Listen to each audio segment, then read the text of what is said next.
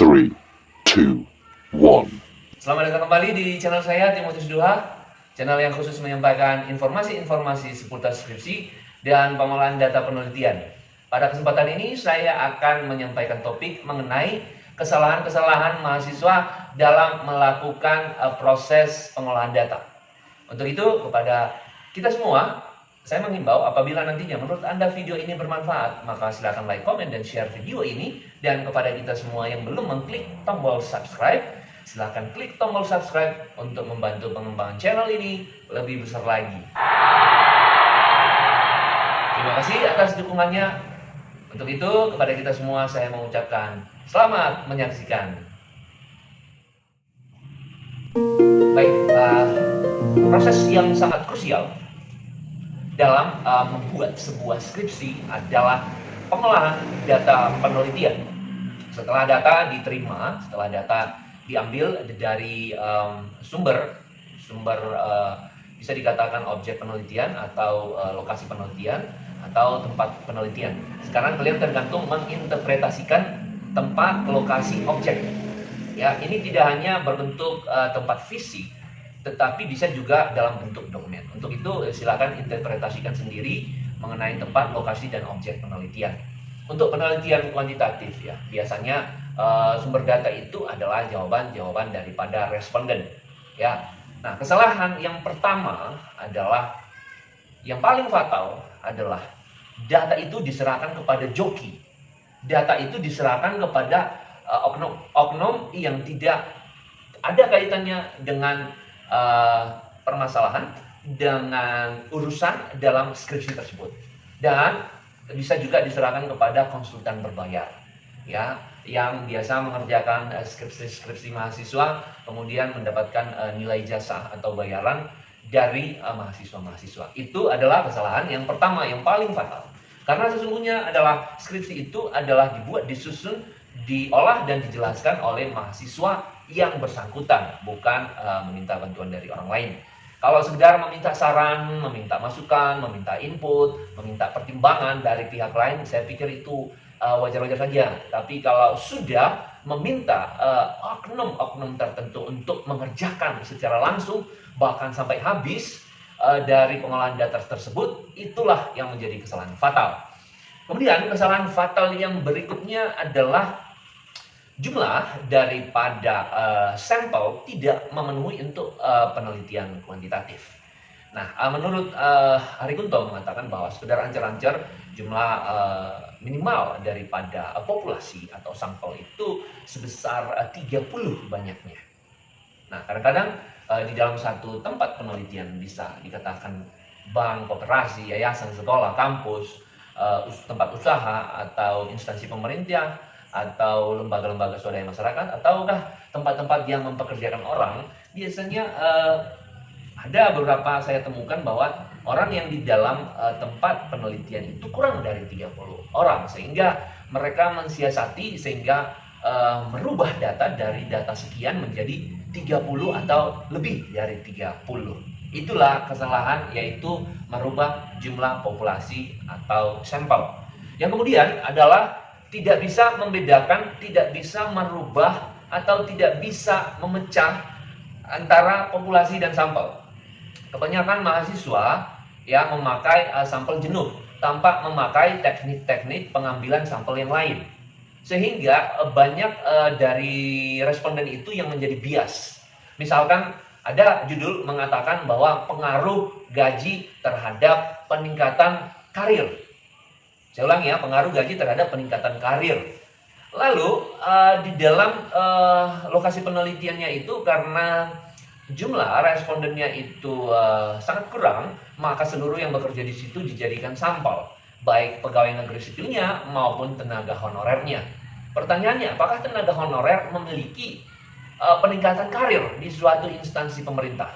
Itu tanda tanya. Bagaimana dia mendapatkan peningkatan karir sementara gajinya saja tidak pernah mengalami peningkatan? Berbeda dengan PNS, ya, semakin lama jam kerjanya, semakin lama masa kerjanya, semakin tinggi golongannya, maka gaji, penghasilan, tunjangan, dan seterusnya akan meningkat. Dan apabila pangkat golongannya sudah meningkat, maka akan berpotensi untuk menaikkan si pegawai negeri sipil itu untuk naik jabatan. Pertanyaannya, bagaimana dengan pegawai honorer? Apakah memiliki kesempatan peningkatan karir? Oh, tidak. Nah, inilah kerancuan-kerancuan tidak bisa membedakan antara populasi dan sampel, di mana sampel yang seharusnya diteliti itu menjadi digeneralisir oleh si peneliti. Itu adalah kesalahan yang ketiga. Kesalahan yang keempat adalah data itu tidak valid dan tidak reliable, sehingga mengganti bobot skor nilai atau bobot skor jawaban dari responden. Ingat, penelitian itu basicnya adalah kejujuran. Apakah di dalam penelitian bisa dilakukan modifikasi? Ya, bisa. Tetapi mengganti data atau merusak data itu adalah suatu kebohongan. Apabila datamu sebenarnya tidak valid dan tidak reliable, baiknya kamu menguji ulang. Ya, saya ulangi, menguji ulang butir-butir pernyataan yang akan kamu ujikan. Dan kalaupun kamu memang kesulitan untuk mengujikan ulang, maka harusnya Anda itu menghapus butir-butir yang tidak valid itu atau tidak reliable itu. Jadi kalau misalnya jumlah angketmu katakanlah 40 butir, ada yang tidak valid sebanyak 3, maka yang 3 itu perlu dihapus. Nah, itu ya. Itu adalah kesalahan fatal ya. Kesalahan yang kelima adalah membuat butir-butir pernyataan itu hanya satu persatu indikator.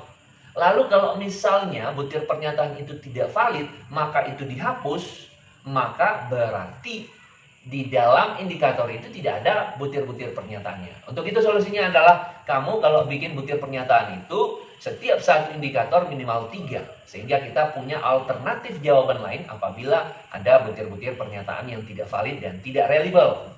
Oke, saya lanjutkan. Kesalahan berikutnya dalam pengolahan data penelitian adalah banyak data-data yang tidak lolos uji asumsi klasik. Ingat ya, uji asumsi klasik adalah menjadi syarat. Lagi ada motor. Ingat ya, uji asumsi klasik adalah syarat untuk melakukan regresi. Bagaimana kita melakukan regresi apabila asumsi klasiknya tidak lulus? Apakah bisa dipaksakan asumsi klasik yang tidak lulus untuk diregres? Bisa saja. Seperti begini pendekatannya apabila ada pertandingan lomba lari, ya, ada peserta atau kontestan yang sakit flu. Apakah sakit flu itu bisa menghalangi untuk menjadi runner atau menjadi pelari atau menjadi sprinter dalam pertandingan tersebut? Iya. Tetapi pertanyaannya, apakah bisa seorang yang berpenyakit flu bisa lomba lari? Bisa. Tetapi adalah yang perlu kita tegaskan bahwa jika seorang yang berpenyakit flu ikut lomba lari menjadi sprinter, maka dia tidak akan maksimal. Harusnya dalam mengikuti lomba lari itu si pelari itu benar-benar fit. Oleh sebab itu dia perlu melakukan persiapan demi persiapan sebelum pertandingan, yaitu adalah menjaga kesehatan tubuh sehingga pada saat nanti pertandingan yang sesungguhnya tidak menjadi kewalahan. Jadi banyak data-data yang tidak normal, banyak data-data yang tidak homogen, kemudian dipaksakan untuk melakukan regress. Hasilnya bisa menjawab bisa menjawab hipotesis, bisa menjawab teori, di mana outputnya kan angka, di mana syaratnya adalah jika T hitung lebih besar dari T tabel, maka X berpengaruh terhadap Y. Ya, memang sesimpel itu. Tetapi proses-proses untuk melakukan regresi itu tidak melalui tahapan-tahapan yang semestinya. Jadi terkesan dipaksakan. Bisa saja lulus dan bisa saja juga tidak lulus uji regresinya, sehingga nanti nilai T hitungnya bahkan lebih kecil daripada T tabel, dan sehingga hakikat kita untuk memenuhi keinginan kita untuk di mana kita bisa menjawab hipotesis akhirnya gagal. Nah, pun kalau begitu tidak boleh dipaksakan bahwa penelitian itu haruslah sesuai dengan hipotesis. Diduga X berpengaruh terhadap Y, jangan dipaksakan X juga harus berpengaruh terhadap Y. Tentu X tidak berpengaruh positif terhadap Y, ada yang menyebabkannya. Apakah memang dari jawaban-jawaban responden, artinya mereka tidak sepakat dengan tidak sepakat dengan asumsi dari seorang peneliti, kemungkinan besar kita tidak memberitahu itu kepada responden. Tetapi ketika membaca angket itu menemukan atau memberikan jawabannya sehingga mereka tidak setuju dengan hipotesa itu dari hasil jawaban keseluruhan responden ataupun karena terjadi kesalahan pada saat pengolahan data.